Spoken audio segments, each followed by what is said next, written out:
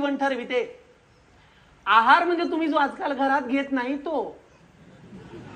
विहार म्हणजे तुम्ही कुठं बोंबलत हिंडतात ते. आणि विचार म्हणजे बहुतांश माणसांच्या मेंदूमध्ये कधीच चांगली येत नाही ते. पटल्यासारखंच हसायला तुम्ही. आता आहाराचं म्हणाल तर 90% जनता रोज बाहेर खाते. पूर्वी आमच्या घरी जमीन होती, पूर्वी आमच्या दारी रांगोळी काढली जात होती, तसं पूर्वी आमच्या घरी स्वयंपाक केला जात होता. असं तुम्ही इतिहास सांगाल पुढच्या 5 वर्षामध्ये, आहे का नाही? अहो परवा तर एका घरामध्ये म्हणे लहान लेकराची गुटी कळती ना?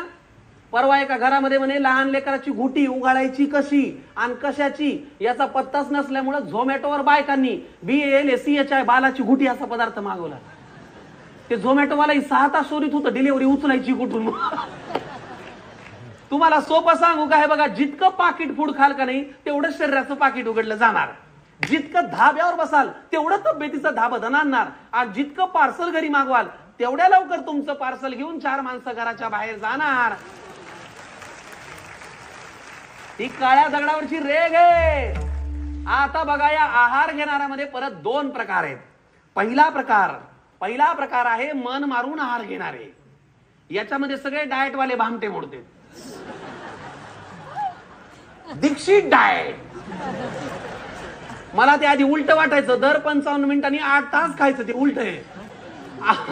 8 तासांनी 55 मिनिटं खायचं. Dixit diet, keto diet, intermediate fasting. Carbs मी खात नाही, ऑइली मला चालत नाही, स्पायसी मला झेपत नाही. अरे काय धंदे. आमच्या लहानपणी आम्ही असं कोंडाळा करून जेवायला बसायचो.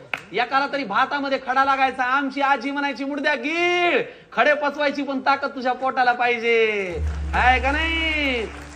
पण आता तुमचा गहू असा पॉलिश आहे, असा फेअर अँड लवली लावल्यासारखा पॉलिश आहे की त्याच्यामध्ये खडा सोडा बोंबल्याला सत्वही कुठं सापडायचं नाही. प्रकार क्रमांक 2, पोट मारून आहार घेणारे.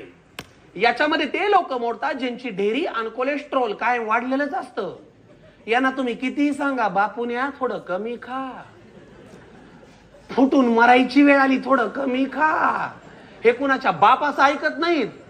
यांचं करिअर 3च शब्दात आहे, बोलूया, भेटूया.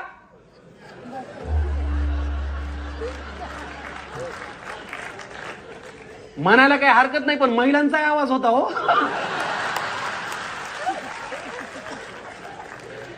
आता तुम्ही म्हणाल बाबा तुम्हाला काय माहित बाबा का ढाबा किचवतं, मला माहित नाही. पण आज आमचा धिंगाणा पाहिल्यावर तुम्ही कुठेतरी बाहेर जाताल ना, जिथं कुठं जाताल का नाही तिथं गेल्यानंतर जेवल्यावर हॉटेल मालकाच्या हातापाया पडून ती जेवलेली प्लेट तेवढी घरी घेऊन या. रात्रभर ती सुकट ठेवा.